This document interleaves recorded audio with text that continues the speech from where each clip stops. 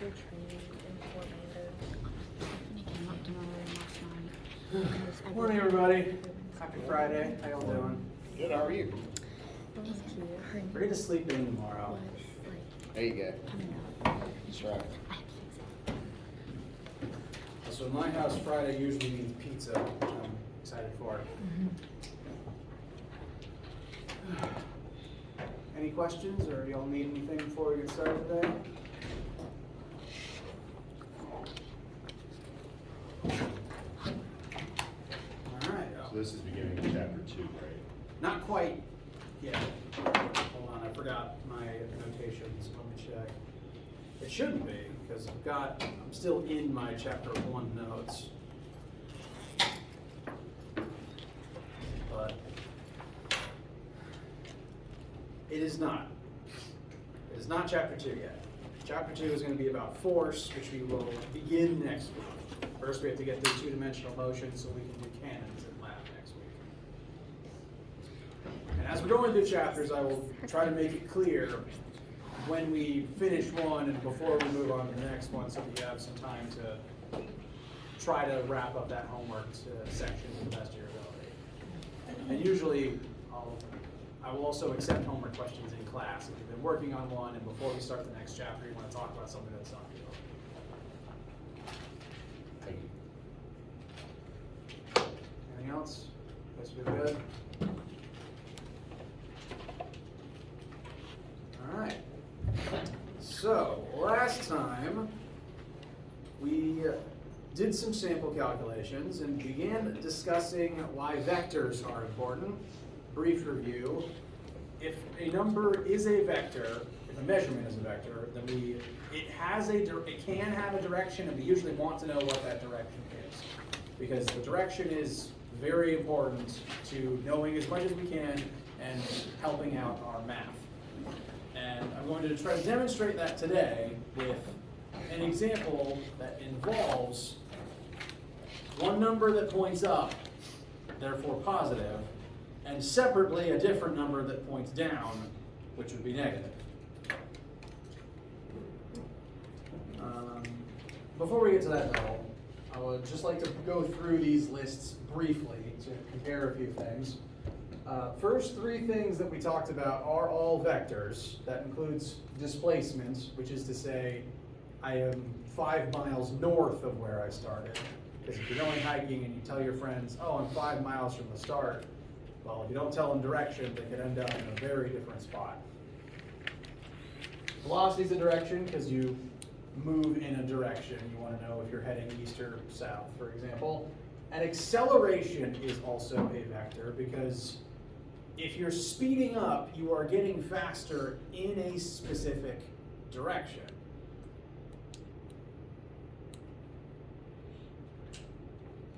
I'm going to commonly refer to this basic coordinate system for our entire semester.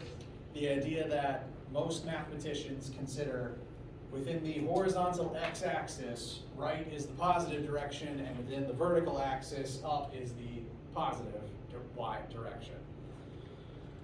If your velocity points to the positive x, and you are getting faster in the positive x, then you are accelerating in this direction. Whereas if you are moving this way but slowing down, your acceleration would point in the negative x. It would be a negative number in the x-axis because your velocity is in the x-axis and you're slowing down, so the acceleration would be a negative number, and this implies that you're getting faster backwards. To rephrase that, if your velocity is this way and your acceleration is this way, it means your velocity is becoming more in the negative direction than it was originally. Now, whether or not you stop or turn around depends on the exact situation. Most cars tend to stop when you're braking. I don't recommend moving forward, slamming into reverse, and then doing this number, but I'm sure someone in the movie has tried. But a better case of this that we're going to start talking about today is actually that of falling.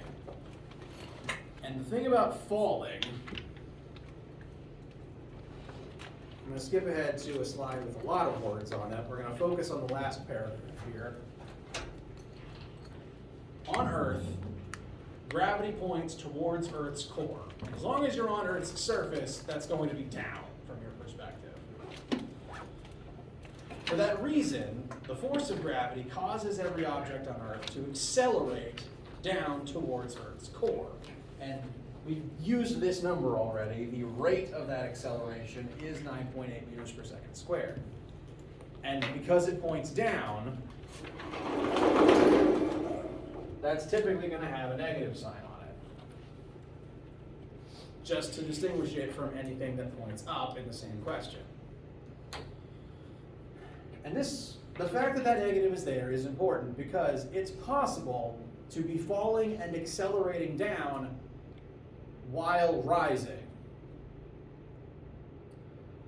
Not even an object, but anything, be it an object or a person, is considered to be in the state of free fall the second that gravity is the only force affecting it. Which means if I was to toss this marker, it's in the state of free fall the second it leaves my hand. And for a couple of, well, at least for about 1 second after it leaves my hand, it's still rising. But it's falling at the same time. You can fall and rise simultaneously because falling is defined as this being your acceleration.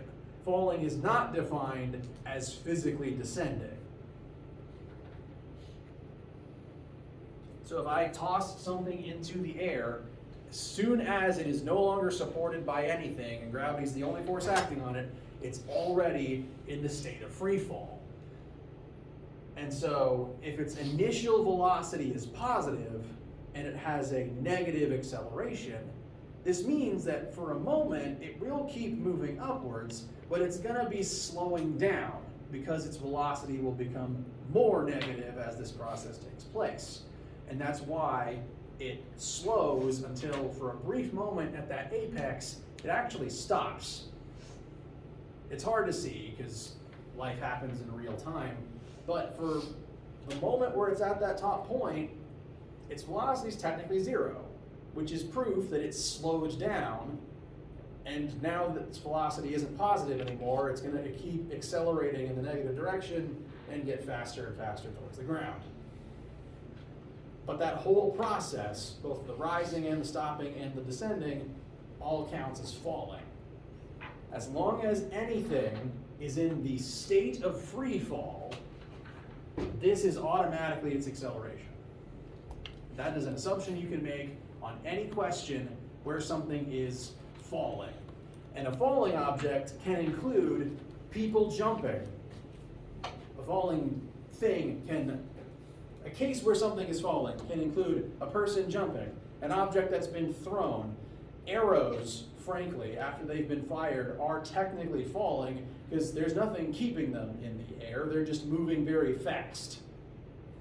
They do descend as they move forwards. All projectiles count as falling objects. And so A equals this is a freebie you can hang on to anytime something's falling, even if the question doesn't outright give you this number. If it says projectile, or in free fall, or thrown, or launched, if the object doesn't have wings or a parachute, that is automatically its acceleration, even if its initial velocity points upwards. We will demonstrate that with some practice math today. But how does the principle feel for right now? All right.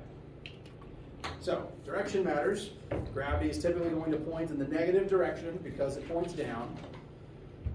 And as I said, these falling rules apply for people jumping as well, because once your feet aren't touching the floor, unless you have a parachute or a bungee cord, you're technically already falling, even as you rise.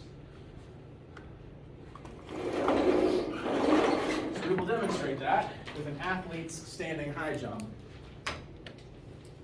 Basketball player leaves the ground with an upwards initial velocity of 6 meters per second. which is a very impressive jump. We'll prove how impressive. And we will now mathematically prove how impressive. Read the question back through again. There's actually two numbers that we can pull out of the description. The first being the athlete's initial launch speed. This is the speed that they leave the floor at, 6 meters per second. I'm calling that V initial, and I'm specifying it points up.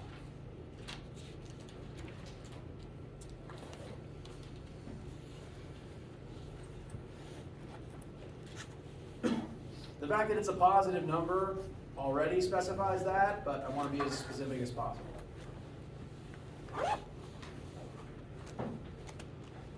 And even though the question does not have this number printed in it, the fact that this is a person jumping and therefore entering the state of free fall automatically means this is their acceleration, negative 9.8 meters per second squared downwards.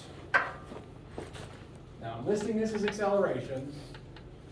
I'm also listing it as g, namely because this number, when you look it up online or in a physics textbook, is usually called g. This number shows up so much, it has its own name and its own dedicated variable. G stands for the acceleration specifically caused by gravity. So whenever I use lowercase g, it's referring to this number, but because that number is an acceleration, we can use it for A in our formulas. Does that feel all right for now?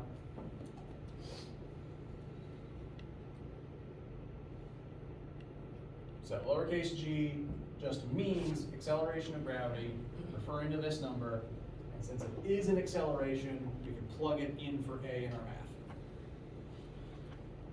And so those are actually the two numbers that we can assume about this person's leap before we start calculating things. Before we start any math, how do you guys feel? Good. All right. So we've been tasked with finding two different things. And we can do them in any order. The fact that they're listed, don't read into the order that they're printed there. First, one of the things we want to find is the total time this person spends in the air. The technical term for this would be hang time. That's actually the science term for it. The second thing of the two is we want to know the maximum height that they jump to. What is the highest they reach off the floor? What is the apex of their jump? And along the way, as we're doing this problem, I want to help point out to you and teach you guys some of the logic and some of the assumptions that you can use for projectile free fall questions like this. Because all the logic for this person jumping applies to all the logic of a thrown object as well, because once you're in the air, it's all the same math for how you move.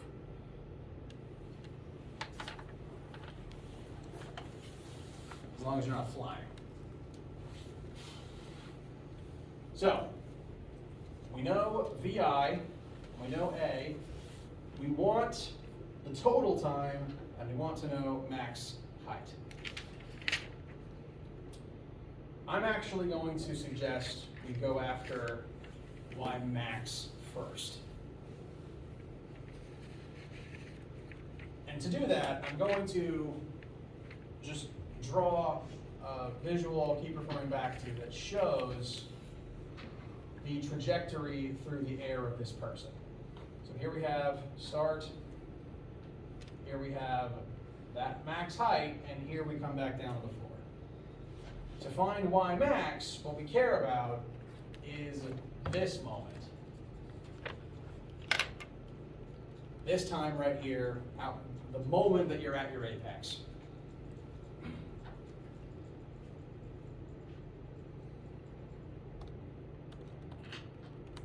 Sorry, it's Friday and I lost my train of thought.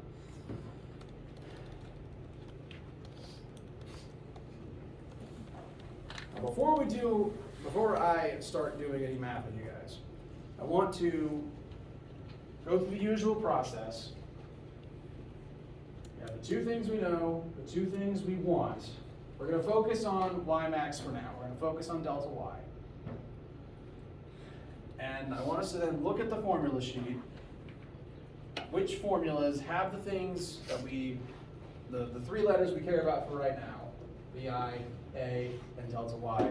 Which formulas have those things in them, and which ones might be useful to us in this particular process. It's okay if there's extra letters, just want to know which ones might be useful, and I'll explain why or why not. The third one. Third one, all right. So here we have displacement, which is good. Delta y and delta x can mean the same thing, you just swap the axis. Displacement equals initial velocity times time plus 1/2 times acceleration times time squared. Now we do know initial velocity and acceleration. We do know delta y. Sorry, no, we want delta y, excuse me. Which means the only thing, but we also want to know time. So it's a good formula, and we will use it today.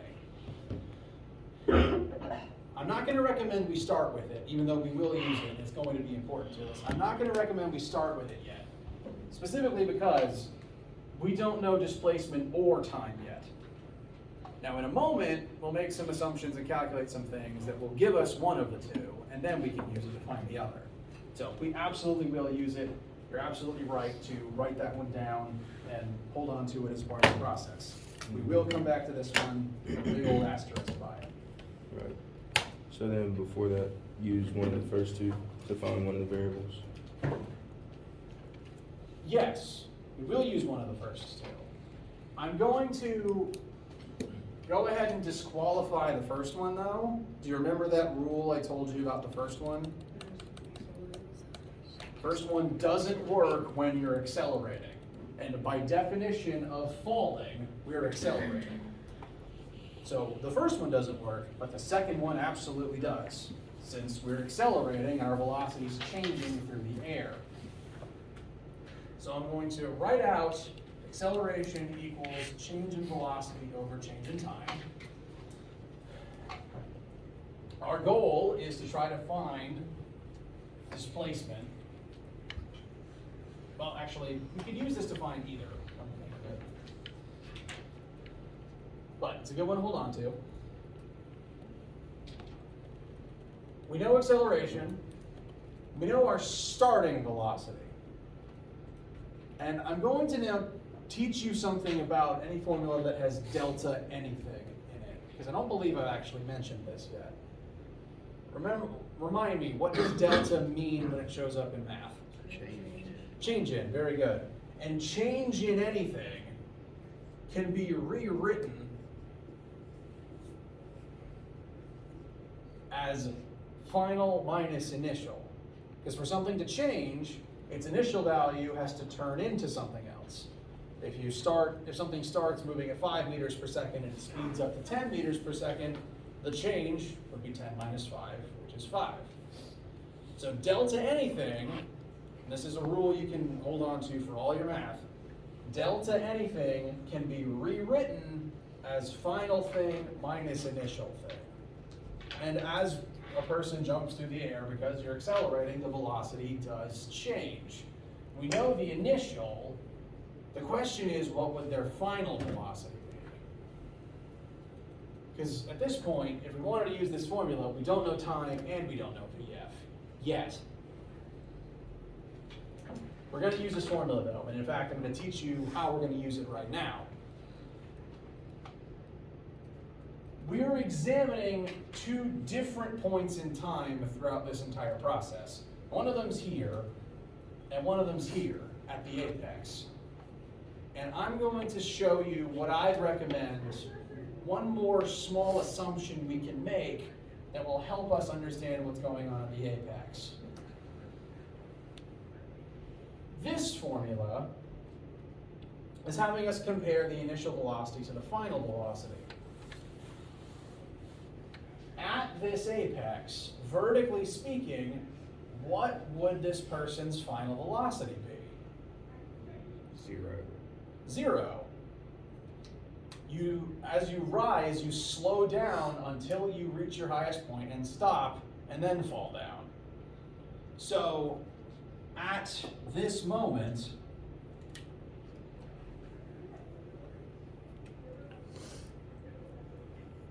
I'm going to call this VF at max, just to specify this is happening at max height. VF at max is 0, which means we have a VF that we can use in this formula, and that will tell us when we reach our apex, which we can then use to figure out how high the apex was.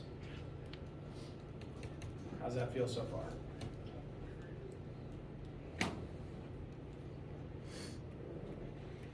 Okay. So we've got our acceleration, which is negative 9.8. Our final velocity is 0, our initial velocity is 6. And we will now solve for, this is not the total time, this is the time at max height. Because notice, at that maximum position, it will then take more seconds to reach the ground. So this is not the total time that we'll find later. This is the time it takes to reach the apex.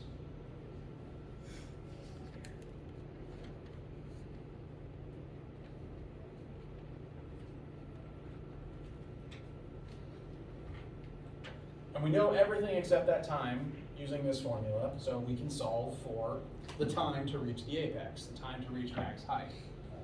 Now, interestingly, the time's on the bottom, so we have to do a little bit of algebra. How should we get time out from the denominator of the right side?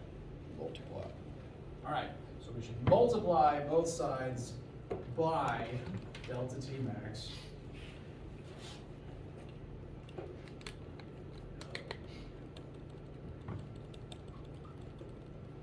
That'll cancel it entirely on the right side and leave it in the numerator on the left. So I'll rewrite that. Negative 9.8 times delta T at max. On the right, that's only going to leave us with negative 6. I'm just going to go ahead and get rid of the 0 because 0 minus 6 is just negative 6. Then we can safely divide both sides by negative 9.8, and that'll leave us with the number of seconds it takes to reach the apex height.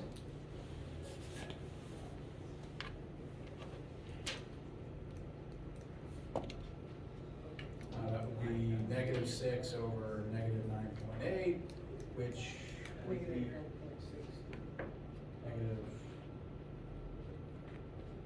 1.63? I got a positive 0.612. It should be positive. It should also be smaller than 1, because It it's is. 6 divided by.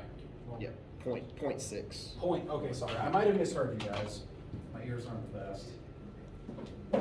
0.6. Is that what you guys said? 1, 2, yeah. All right. Excuse me. So that's the time it takes to reach the apex. That means that we now know that time to be able to help us find the height at that maximum point. Which means then we could use Formula 3 to do that. So we're taking this number, there's one more variable we have access to. Write out delta y equals bit plus 1/2 kt squared.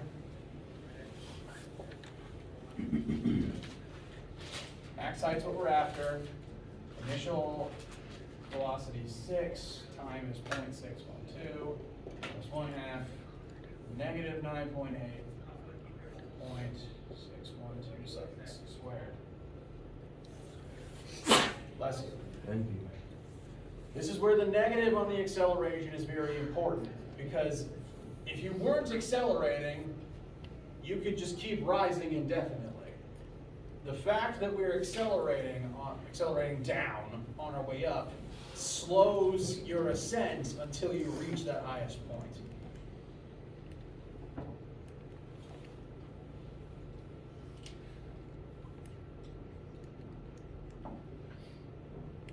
And if you factor in the negative correctly, and also make sure you only square the 0.612, I'll make that clear, then you should get about 1.8 meters. 1.84.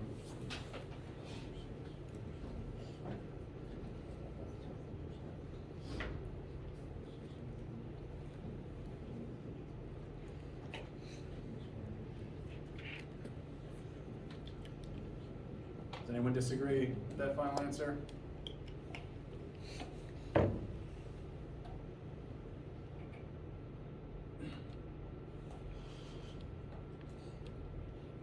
All right. Now, to help your metric sensitivities, that's about 6 feet in the air. So this is a very good athlete.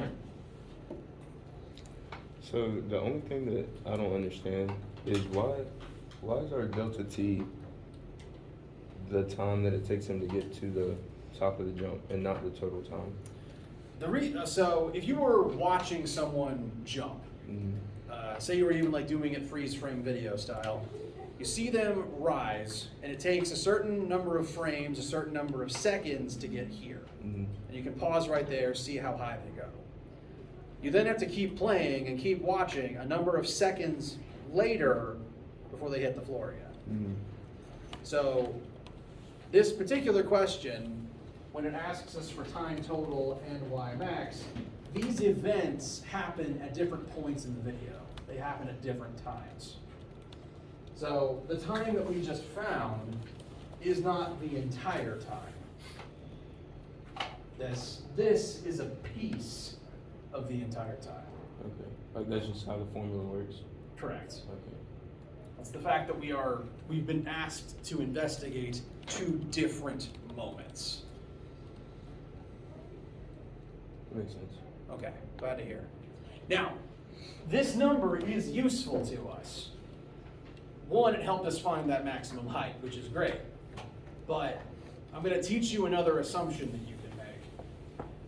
As long as you're falling, the time it takes you to, as long as you're falling from one height to the same height, I want to make that clear. If you're just jumping up and down, the time it takes to rise is the same time it takes to fall. And I'm going to prove that. I'm going to prove how that works. I will now separately calculate how much time does it take to fall this distance. And we're going to see if the time comes out to be the same number. I'm going to use the same formula, in fact, because we want to make sure that we fall the height that we found, and that it takes the same number of seconds. So same formula, using that height we just found to figure out how long it takes to fall from that height. Now, if we're clocking the time it takes to fall from here, what is the initial velocity now going to be if we're starting our calculation here? 0. 0, because we've risen to this height, we've slowed down to 0, and now that our frame of reference has changed, since we're calculating that as the start of this new piece of math, the initial would be 0 at this moment, if we're starting from the apex rather than the floor. So if we're falling from here, initial velocity is 0, no matter how many seconds there is, which is good. This will help us get rid of a t that we don't want to have to mess with. Plus 1/2 times acceleration times time squared. This will be the same acceleration. That doesn't change. You're still jumping on planet Earth.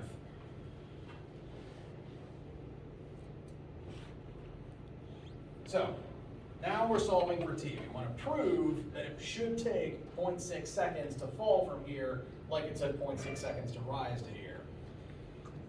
And this could be a bit of a headache if we would have to deal with these 2 t's in 2 different places. This might involve a quadratic, which depending on how much math you've had, if you remember that, you may hate it.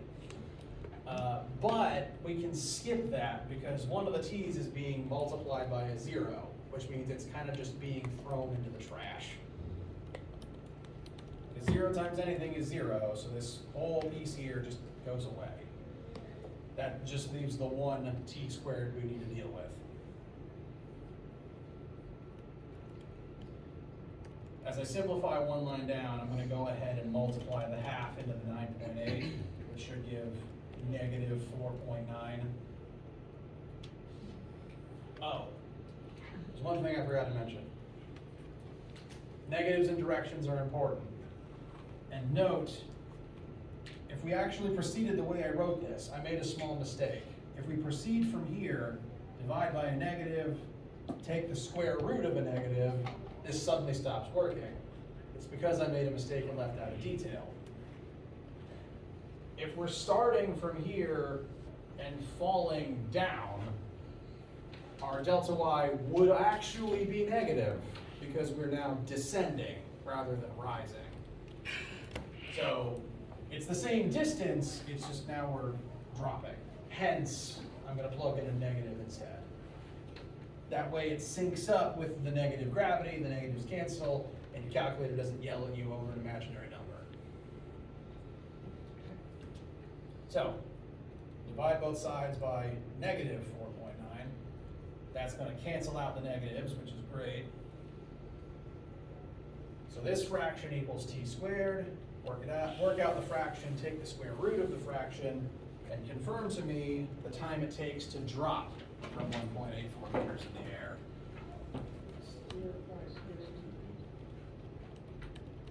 Sorry, my ears aren't good and I heard things from different corners of the room at once. What was it again?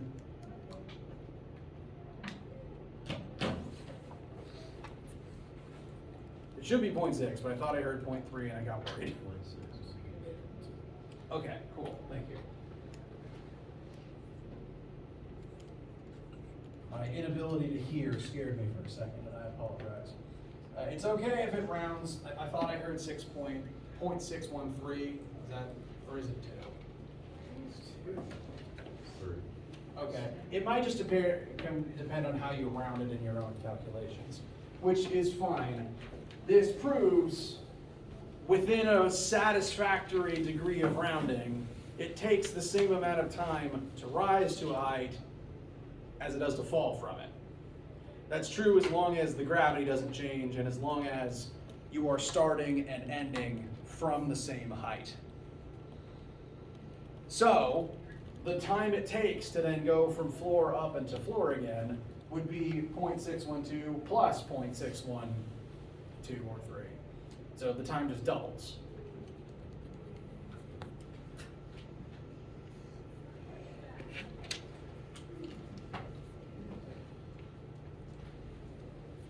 So that should be 1.22-ish, 1.225, 1.224.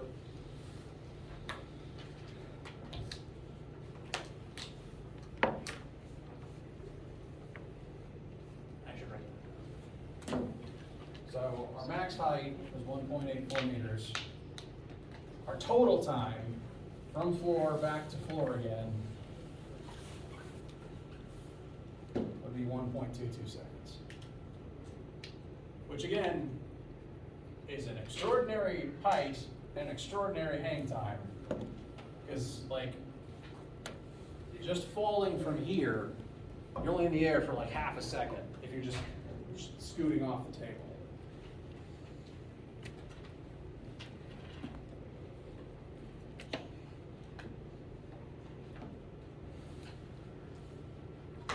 So how do you guys feel? If I'm being honest with you, I heard everything you said and I wrote down everything you said, but I don't think I absorbed anything. I'm glad you told me, because I want to know that. May I ask if there's something specific that you think might be causing you trouble? I think when you gave us like a question, like you said like apex and stuff, when you started talking about other things, I didn't get it in the question. Okay. Like, I mean, talk about the basketball player in the question, like this is where they are, this is what's happening, so that when I read a question like that, I'm not confused. Okay. All right, so when I was saying apex, I meant, my intent was to communicate this point where you're at the maximum position. And I've been kind of envisioning this as recording someone jumping and then watching the video back frame by frame. So visually, as you scroll one frame forward at a time, you can watch someone rising, slowing down until they reach that max position. And it would take a certain number of seconds of recorded video to reach that point.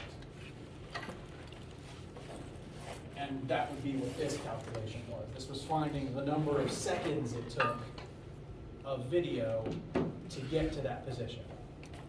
The time to rise to this point. And when we knew that time, we could use it in our math to figure out how high they would have risen to based on the other details we knew about their jump.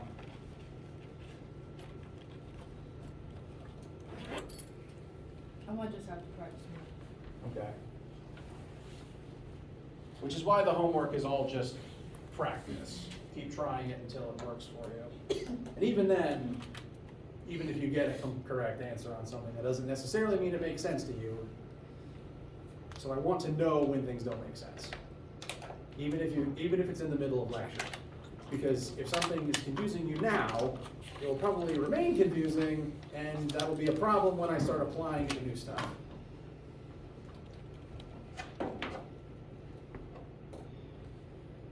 So even if I'm in the middle of a sentence, stop me if something doesn't make sense.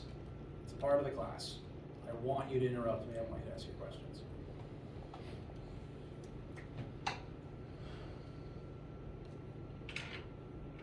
This question is a little bit weird given the fact that we were kind of examining two different points in time. The point in time of the max height, and then separately the point in time of hitting the floor again. So that is one element of confusion. Usually I'll give you just one question, one full lapse of time, and you don't have to distinguish it like that.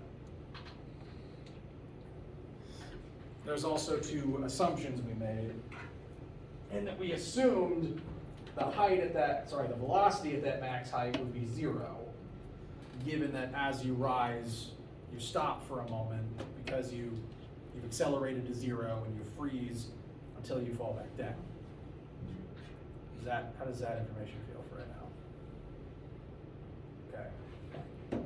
So we were examining two different points in time. We made this specific assumption to allow us to find this time, which we then used to find that maximum height. We then made a second assumption that the time to fall would be the same, which I did try to demonstrate.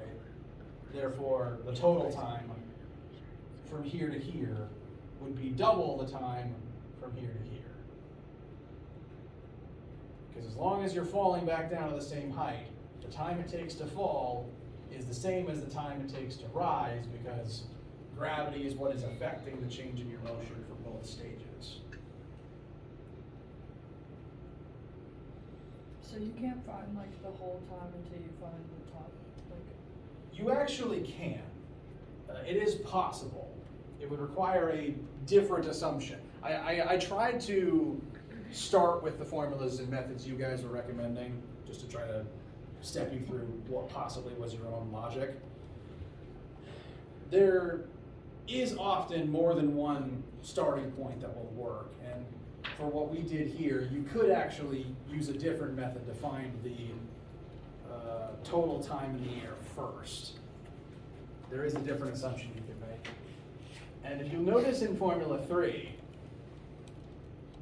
this total displacement from start to finish equals velocity initial time plus 1/2 AT squared.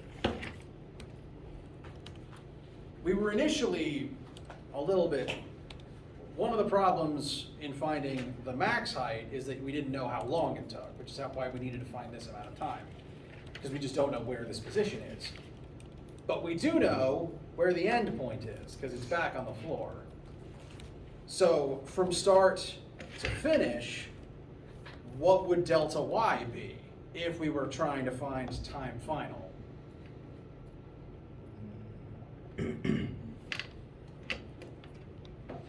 From start to finish, Yep, from floor, jump, land on floor again. it would be 0. It's 0, exactly. You're back where you started. Technically, if you go anywhere and then come back to where you began, your vector displacement is 0, because you're not any farther away from where you started. Now your step counter would probably read you moved 20 steps, because that is true. But your step counter doesn't track vectors, it just counts steps. In terms of vector displacement from floor up to floor, that's a net change of 0 from start to finish, which means if you plug 0 in here, the time you find should be the time it takes to hit the floor again. So that's another way of finding and proving what the answer would be.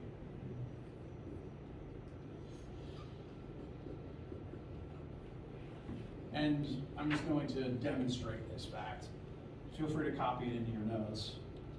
But just showing initial velocity, acceleration, net change in height of 0, because we're back where we started on the floor, solving for t again. This is another situation that could cause a quadratic, but thankfully because of that 0, we can ignore it again, because we can just divide both sides by t.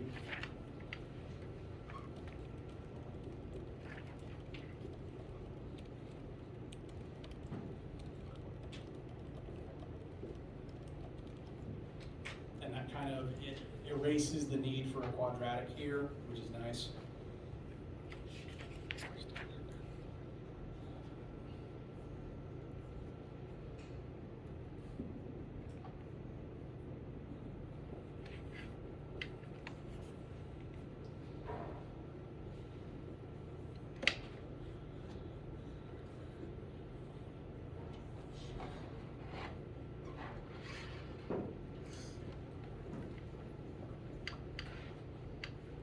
So this should prove through another method that if you assume you start and end at the same height, it would take 1.22 seconds to hit the floor again if you can jump with a vertical speed of 6 meters per second.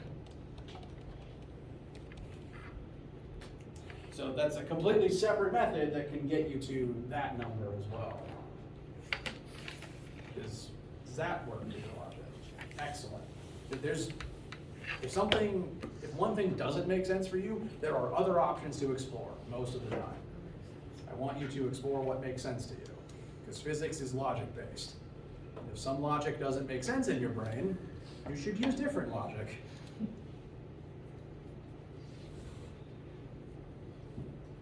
My goal here is to prove that the different methods do still create the same answer. Doing it this way, we could jump straight to 1.22. Doing it this way, we got 0.61 twice, which adds up to 1.22.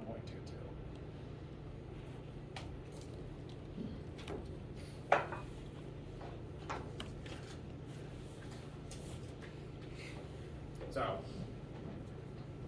different formulas have different uses, and different questions can often be solved more than one way.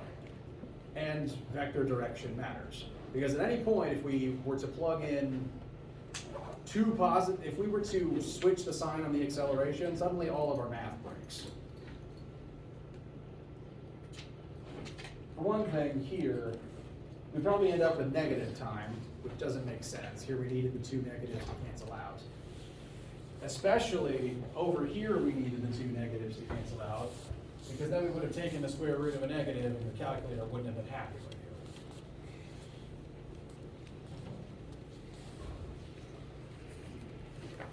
So, vector direction is important, and it will become more important, even more important, as we begin, we're only just broaching the subject now, as we begin discussing two-dimensional motion. We're just kind of introducing the topic for now. We're at the end of class and it's Friday, so I'm not going to give you anything super big to focus on. I'm just introducing next week. So far, all the math we've done has been one-dimensional. Even the falling question from right now, because up and down are still just the different halves of one axis. Now, we live in a 3D universe, so not only y, not only x, but also z. We're not really going to use the z-axis, but it's important to note it exists, and it's important to note that objects can move in more than one axis at once. I'm going to compare it to jumping again, because you can jump just up and down, but often when you jump or when you throw something, it moves up and down and also forwards. Because usually when you're jumping, you might run, you might jump, you move forwards as you rise, and still forwards as you fall. that is two-dimensional motion. You're accelerating up and down as you also move forwards simultaneously. Now, 2D math might seem scary because it's a whole other dimension to keep track of. Like, is our math going to become suddenly like 2 times harder? The thing about 2D math is both acts, if we're only going to stick to 2D in here. We're not going to do 3D because we don't need it. As long as you can do 2D, you'll be fine 95% of the time. 2D though, the thing about the two separate axes is they exist completely separately from one another. And what happens in one does not immediately affect the other. You've probably seen at some point, or heard referenced at some point, an experiment done where someone dropped 2 different objects at once to prove that their masses didn't affect the rate they fell at. There's a legend that Galileo dropped, an egg and a ye olde bowling ball off of the Leaning Tower and proved they hit the ground at the same time. Does that sound familiar? It's okay if it doesn't. The point I'm trying to make is, doesn't matter an object's mass, they still fall at the same rate. They still fall at that negative 9.8 meters per second squared. So this is true for all objects that don't have a parachute.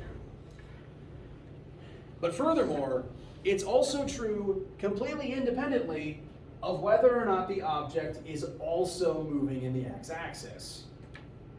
This image here, it's another freeze frame video, like the illusion I was describing. Except this is showing that the red marble, which is just dropped straight down, keeps vertical pace with this yellow marble that was flicked to the side.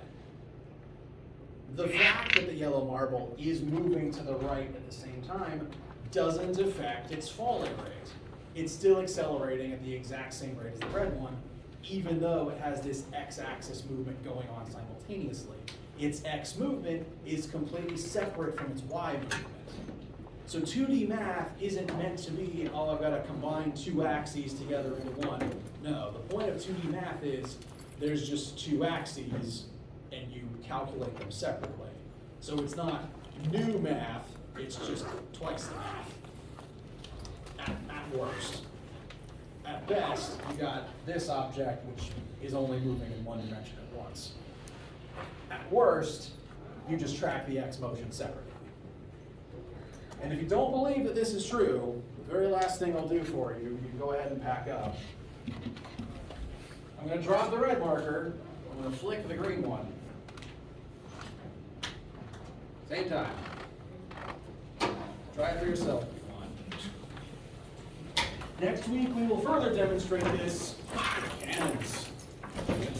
Until then, let me know what questions, needs, concerns, issues you have, and have a wonderful weekend. Thanks, appreciate it. Thank you. I don't know if it's related to.